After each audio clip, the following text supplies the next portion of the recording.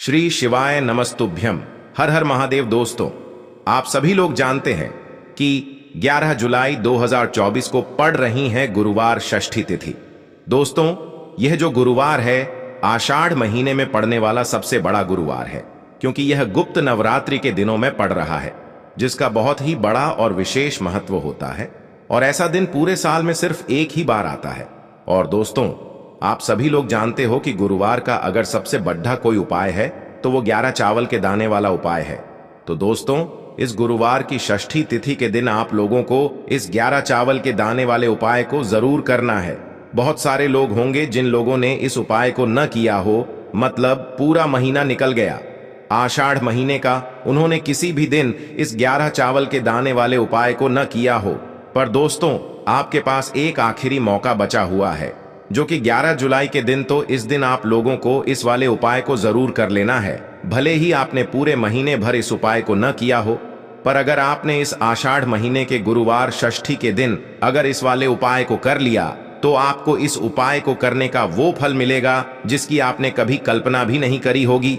इसीलिए आप लोग इस वाले उपाय को एक बार जरूर कर लेना, ताकि आप लोगों के हाथ से यह मौका न जा सके और आपको इस उपाय को करने का फल मिल सके। दोस्तों, यह उपाय पंडित जी ने अपनी अभी की ही शिव महापुराण की कथा में बताया है, जिस उपाय को आज हम आपको बहुत अच्छे से समझाने वाले हैं। इस वीडियो को देखने के बाद इस उपाय को समझने के लिए आपको कोई और वीडियो को देखने की जरूरत नहीं पड़ेगी। तो चलिए दोस्तों, उपाय को शुरू करते हैं। देखिए, यह इस आषाढ़ महीने के गुरुवार गुप्त नवरात्रि के दिन यह इतना खास होता है, इतना महत्वपूर्ण होता है। देखा है कभी कभी बड़े बड़े पूजा पाठ अनुष्ठान से जो मनोकामना पूर्ण नहीं होते, वो आषाढ़ महीने के दिन एक छोटे से उपाय करने से ही आपकी मनोकामना पूर्ण हो जाती है। और बहुत सारे लोगों ने इस उपाय को किया भी है और उनको इस उपाय को करने का फल भी जरूर मिला है। अगर आप लोग भी इस उपाय को करना चाहते हैं तो आप इस उपाय को पहले अच्छे से समझ लेना, सुन लेना, उसके बाद करना। आपको इस उपाय का फल जरूर मिलेगा।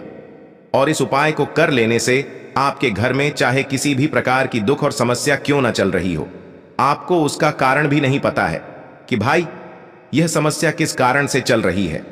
उसका कुछ भी कारण हो सकता है, जैसे पितृदोष हो सकता है या किसी भी तरह का मंगल दोष भी हो सकता है। तो इस दिन आप लोगों को यह वाला उपाय कर लेना है। यह एक ऐसा उपाय है जिस उपाय को अगर किसी विशेष दिन पर किया जाए तो भाई उस विशेष दिन का जो है वह तो हमें मिलता ही मिलता है, पर हमने उस दिन पर इस उपाय को किया है तो हमें उससे भी बड़ा फल मिलता है, और फल बहुत जल्दी मिलता है, क्योंकि आप इस उपाय को बहुत ही बड़े और विशेष दिन पर कर रहे हो। तो चलिए अब उपाय के बारे में बात करते हैं, लेकिन उससे पहले आप लोगों को यह जानना आवश्यक है कि आखिर यह उपाय किस समय करना है, किसको करना है और कैसे करना है। तो चलिए हम आगे आपको वीडियो में एक एक करके बता देते हैं। लेकिन उससे पहले अगर आप लोग हमारे चैनल पर नए हैं तो हमारे चैनल को सब्सक्राइब कर लेना और इस वीडियो को लाइक करके कमेंट बॉक्स में श्री शिवाय नमस्तुभ्यम ओम नम शिवाय जरूर टाइप कर देना। तो दोस्तों, इस 11 चावल के दाने वाले उपाय को हमें इस गुरुवार के दिन कैसे करना है, किसको करना है, किस समय करना है और कहां पर करना है, ये सारे सवालों के जवाब आपको इस वीडियो में मिल जाएंगे। और जो ये वीडियो देखेगा भाई, उसको 11 चावल के दाने वाला उपाय जरूर करना चाहिए, क्योंकि इस दिन एक चावल के दाने का भी बहुत ही बड़ा और विशेष महत्व होता है। और जब बात आ जाए 11 चावल के दाने की, तो यह सोने पे सुहागा वाली बात हो जाती है और ये एक बहुत ही बड़ा उपाय हो जाता है इस गुरुवार गुप्त नवरात्रि का। तो अब दोस्तों, इस 11 चावल के दाने वाले उपाय को आखिर करना किसको है, सबसे पहले हम लोग वो बात जान लेते हैं। तो देखो, घर की जो बड़ी माताएं बहनें होती हैं, उन माताओं बहनों में से कोई भी एक बड़ी माता बहन इस वाले उपाय को कर सकती है।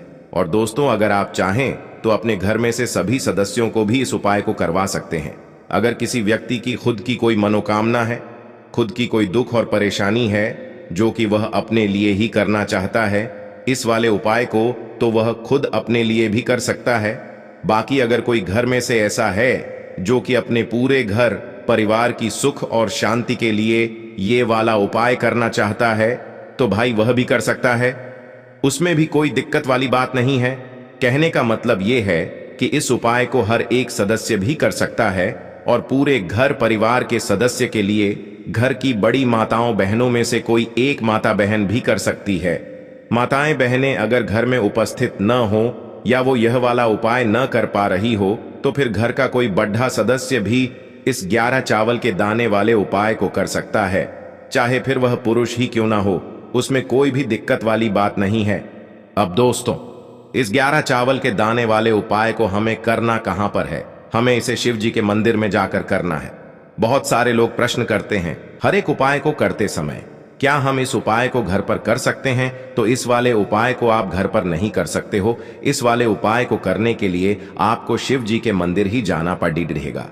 उसके बाद में दोस्तों जो अगला प्रश्न निकल कर आता है वो यह आता है इस उपाय को लेकर कि आखिर इस उपाय को हमें किस समय करना है, सुबह के समय करना है कि शाम के समय करना है? तो देखो, इस वाले उपाय को आप लोग सुबह के समय भी कर सकते हो और शाम के समय प्रदोष काल में भी कर सकते हो। अब अगर आप पूछो कि भाई सबसे उत्तम समय कौन सा रहेगा इस 11 चावल के दाने वाले उपाय को करने का, तो हम आपसे बस यही कहेंगे कि इस उपाय को आप सुबह के समय करेंगे तो ज्यादा बेहतर होगा।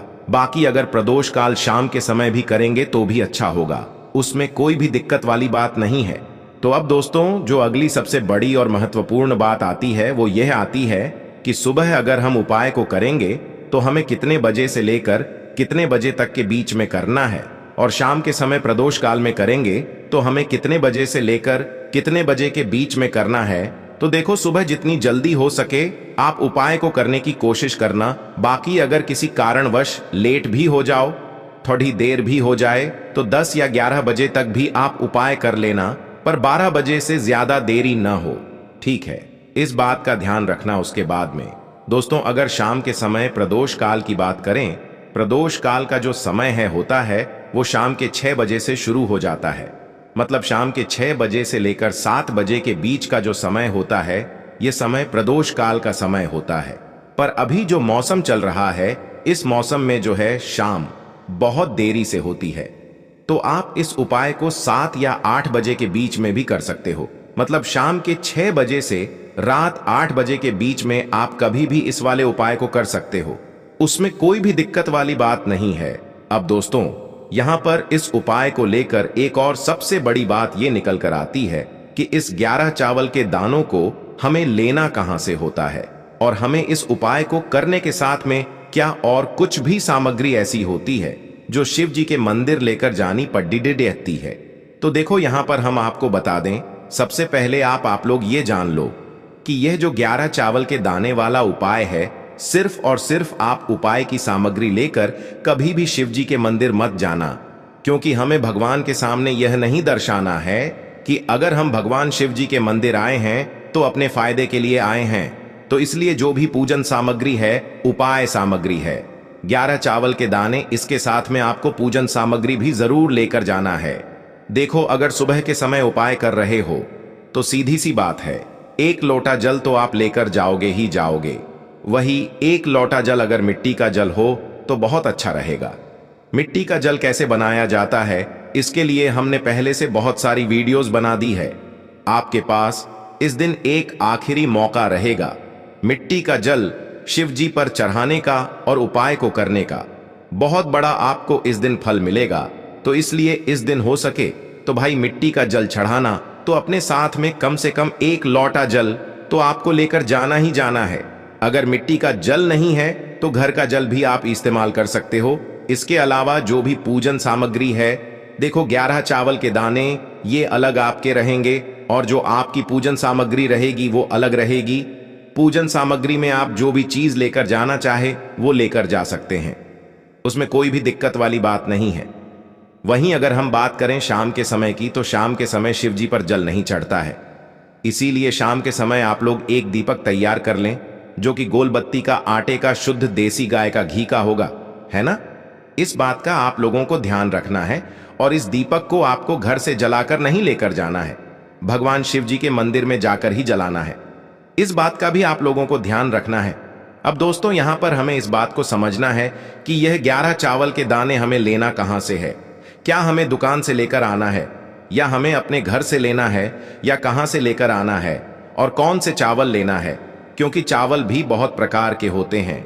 तो देखो, इन सभी सवालों के जवाब आप लोग एक बात में सुन लो कि भाई ये जो उपाय है, इस उपाय में आपको ये नहीं देखना है कि भाई कौन से चावल है, कौन से चावल नहीं है।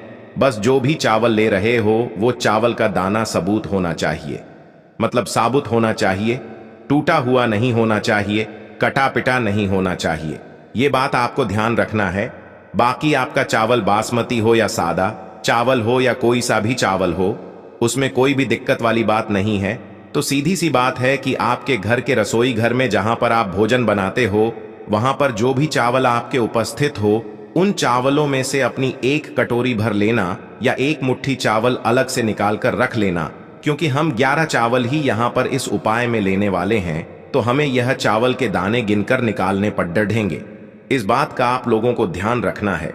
तो अपने उस चावल की कटोरी में से या चावल में से 11 ऐसे चावल के दाने आप लोग निकाल लो जो कि टूटे हुए ना हो, कटे पिटे ना हो, जिनमें कोई दाग ना लगा हुआ हो, है ना। अच्छे साबुत चावल के दाने 11 दाने आप लोग निकाल कर रख लो और इन्हें किसी भी एक कागज की पुड़िया में या किसी एक छोटी सी कटोरी में आप लोग रख लो, ताकि यह सुरक्षित रहे। आपके एक भी चावल का दाना इधर उधर ना हो और आपका उपाय भी पूरा अच्छे से हो जाए। तो भाई जैसे ही आपका उपाय की जो सामग्री है, 11 चावल के दाने ये तैयार हो जाते हैं, उसके बाद मैं आपको जो भी अपनी पूजन सामग्री है, सुबह के समय कर रहे हो तो 1 लोटा जल या पूजन सामग्री जो लेकर जाना चाहो उसकी भी तैयारी कर लेना। और शाम के समय जा रहे हो तो भाई अपना जो दीपक है उसे तैयार कर लेना, ठीक है। और उपाय को करते समय शुद्धता का विशेष रूप से ध्यान रखना, ठीक है। सुबह सुबह स्नान करने के बाद ही उपाय को करने की आप लोग तैयारी करना। उसके बाद अगर शाम के समय की बात करें तो शाम के समय आपको स्नान करने की जरूरत नहीं है, पर शुद्धता का ध्यान रखना है। आपको स्नान तो नहीं करेंगे, आप हाथ मुंह धोकर भी इस वाले उपाय को शाम के समय प्रदोष काल में कर सकते हैं। इसमें कोई दिक्कत वाली बात नहीं है। तो आप अपने उपाय की पूरी सामग्री तैयार करके आपके पास ही में जो आपका शिव मंदिर हो वहां पर पहुंच जाइए। सबसे पहले शिव मंदिर में जाकर आप लोगों को उपाय नहीं करना है, पहले भगवान के दर्शन करना है, भगवान से आशीर्वाद प्राप्त करना है, फिर शिव जी की शिवलिंग के पास में आना है।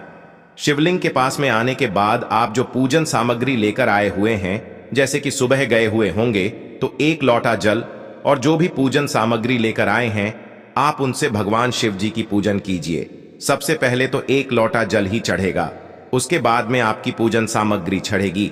उसके बाद में अगर दोस्तों शाम के समय अगर आप इस उपाय को कर रहे हो तो अपने साथ में कम से कम एक जो दीपक है गोल बाती का जो आप अपने साथ में लेकर गए हो, उस दीपक को मंदिर में जाकर अपनी माचिस से जलाना है और उस दीपक को शिवलिंग के पास में रखना है, ठीक है। इस दीपक को रखने के बाद ही आप लोगों को अपना ये वाला उपाय शुरू करना है। और दीपक को ज्यादा पास में मत रखना, वैसे भी गर्मी पड़ रही है, भगवान शिव जी को आंच नहीं लगनी चाहिए, है ना। तो भाई जैसे ही आपकी पूजा अर्चना हो जाती है, आप भगवान शिव जी को प्रसन्न कर लेते हैं। उसके बाद में शिवलिंग के पास ही में आप कहीं पर बैठ जाइए, सामने या आसपास जिस जगह पर आपको बैठना हो वहां पर बैठ जाइए और अपने वह 11 चावल के दाने अपने सामने निकाल कर रख लीजिए, क्योंकि अब यहाँ पर उपाय को यहाँ पर करने की आपको तैयारी करना है। और इस तरीके से जब आप उपाय करेंगे, पूजन सामग्री करने के बाद, पूजन अर्चना करने के बाद, तो आपको उपाय का फल बहुत जल्दी और बहुत बढ़ा होकर मिलेगा। तो अपने 11 चावल के दाने अपने सामने निकाल कर रख लेना। और यह जो उपाय है यह आपकी सीधे हाथ की हथेली से होगा, इसलिए इस बात का भी विशेष रूप से ध्यान रखना है।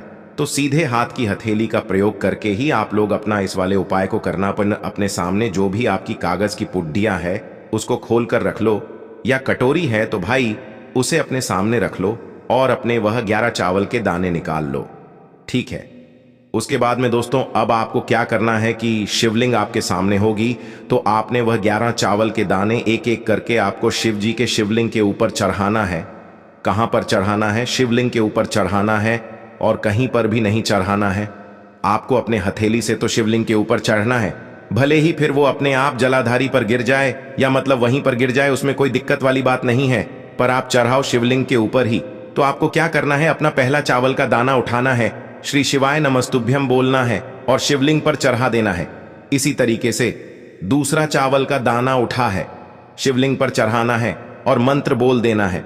और फिर तीसरा चावल का दाना उठाना है, श्री शिवाय नमस्तुभ्यम बोलना है और चढ़ा देना है।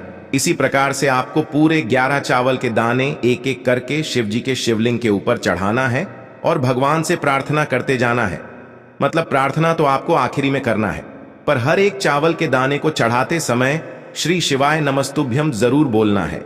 उसके बाद ही में यह चावल का दाना शिवलिंग के ऊपर आपको चढ़ाना है।